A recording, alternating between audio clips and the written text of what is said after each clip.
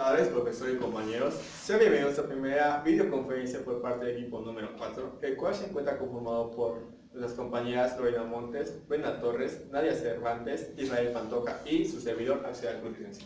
Bueno, nosotros vamos a explicar sobre el tema de los contratos de factoring y de leasing.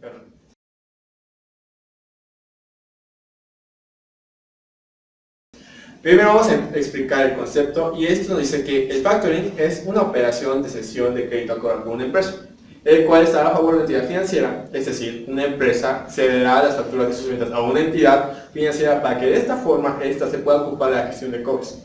De esa manera, la entidad adelantará el cobro de facturas a la empresa emisora.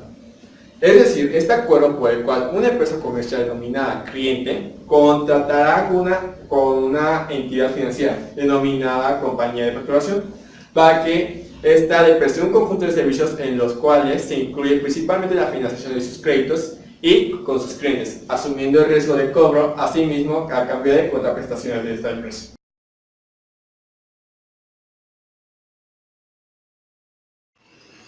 Elementos subjetivos y objetivos del contrato de factoring.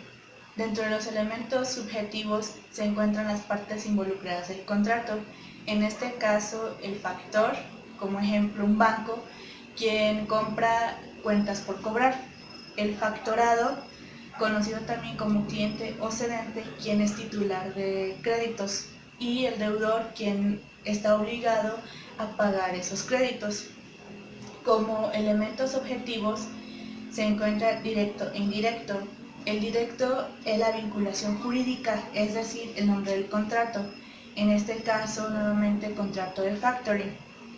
En el elemento objetivo indirecto se encuentra la cosa del contrato, que en este caso es un bien o servicio, y como muestra de este bien o servicio está la ficha de comisión.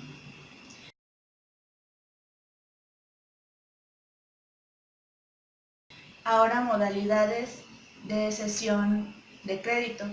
Principalmente son dos: con notificación, donde el cedente realiza la cesión a otro, pero este debe notificarle al deudor que se realizó dicha cesión.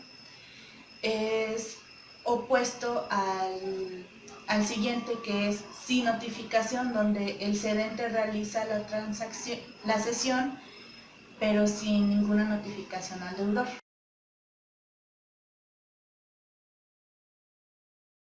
Vamos a hablar del punto 3.6.3, que es el factoring con recurso y sin recurso. Definamos los puntos esenciales de los dos factoring. El factoring con recurso es la entidad de factoring que no asume el riesgo, pudiendo en caso de impago ejecutar la vía de regreso frente al cedente. Y el factoring sin recurso son 5 puntos primordiales. Uno es la modalidad más utilizada de las dos. El punto número 2 es que supone asunción del riesgo de la insolvencia por la entidad del factoring. 3. No cubre impago por causas de calidad o cantidad de las mercancías. El 4 es la entidad de factoring que puede fijar un límite de riesgo rechazado de los que no considere suficientemente solventes. Bueno, pero más detalladamente, ¿qué es el factoring? El factoring con recurso es la empresa que gestionará y cobrará las facturas de los clientes. Esta se hará responsable en caso de impago o pago tardío de los derechos de cobro, así que no asume ningún riesgo de la transacción internacional. Con esto me refiero a que no correrá el riesgo de la insolvencia económica que los deudores posean, pudiendo devolver al cliente el importe total de los créditos impagados. ¿Y qué es el factoring sin recurso? Bueno, este factoring es completamente lo opuesto al antes mencionado. En este método, la empresa que ha contratado el servicio de factoring no hará responsable en caso de una posible insolvencia por parte del deudor, y en consecuencia es la empresa de factoring a la que se encargará de asumir el riesgo existente de la operación efectuada entre el cliente y el proveedor. Y aunque éste se haya efectuado el anticipo de la factura a su cliente, no podrá pedir el dinero de manera anticipada. En este método financiero, la empresa de factoring se encargará de asumir el riesgo de insolvencia que pueda presentar el deudor de los créditos que han sido otorgados, hasta el límite de cobertura que se ha establecido en el contrato previamente.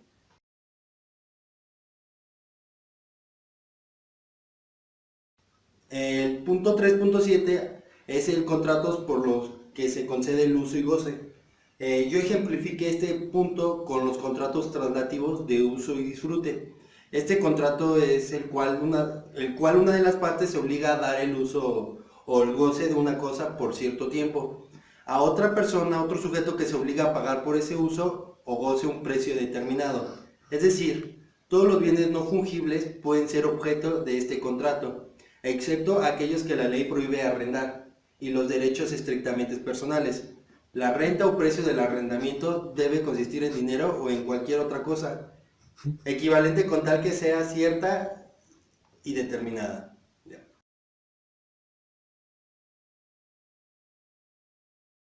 Voy a hablar acerca del contrato de leasing. Este es una operación de arrendamiento financiero que consiste en la adquisición de una mercancía a petición de su cliente por parte de una sociedad especializada. Posteriormente, dicha sociedad entrega en arrendamiento la mercancía al cliente con opción de compra cuando se vence el contrato. En este contrato, el arrendador traspasa el derecho de usar el bien a cambio de un pago de rentas de arrendamiento durante el plazo determinado al término del cual el arrendamiento puede hacer tres cosas: comprar el bien por un valor determinado, devolver el bien o alargar el periodo de leasing.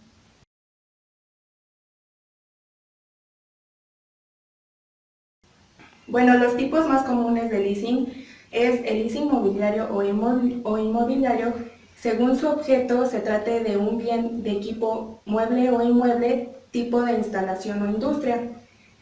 El leasing back, que es la empresa propietaria de un bien de equipo, lo vende a la sociedad de leasing, quien a su vez le cede el uso en virtud de un contrato de leasing, con lo cual estamos ante una figura muy similar a un préstamo. El leasing operativo se cede el uso durante el periodo de tiempo irrevocable, pero no hay opción de compra final. Es un arrendamiento financiero. Y el leasing de amortización parcial o de amortización total, que es la compraventa y el arrendamiento.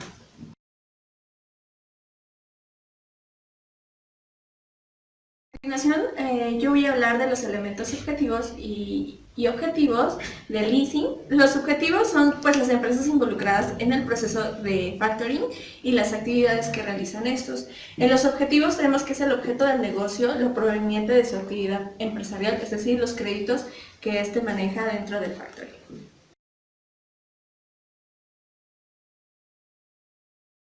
En el tema 3.8.2 tenemos lo que es el convenio de la UNIDROIT sobre el leasing internacional. Es una regulación supranacional del contrato de leasing. Este convenio se creó en mayo de 1988 como un arrendamiento financiero en un ámbito internacional. Este derecho trata de ser uniforme sobre el leasing financiero internacional para que pueda regular los problemas que existen dentro de un contrato de leasing. Se celebra mediante un contrato en donde el arrendatario por el que concede el arrendador concede al arrendatario el derecho de usar un equipo mediante el pago de rentas, bien puede ser un bien inmueble o un equipo determinado, y se aplica a las operaciones de arrendamiento financiero respecto de cualquier equipo, excepto al que vaya a ser utilizado primordialmente para fines personales, familiares o domésticos del arrendamiento. En el artículo 3 del convenio UNIDROIT se presenta la convención que se aplica cuando el arrendador y el arrendatario tienen sus establecimientos en estados diferentes, y estos se podrán excluir a la aplicación de la presente convención solo si cada una de las partes del contrato del suministro y cada una de las partes del contrato de arrendamiento acuerdan excluir este acuerdo de la UNIDROIT dentro del contrato. Dentro del convenio de UNIDROIT se establecen claramente que en el contrato debe de venir establecidos las obligaciones y las responsabilidades tanto del arrendador como del arrendatario. Establecen, por ejemplo, la rescisión de daños de entrega si el equipo se entrega mal o en pésimo estado a comparación de cómo fue entregado este para su uso.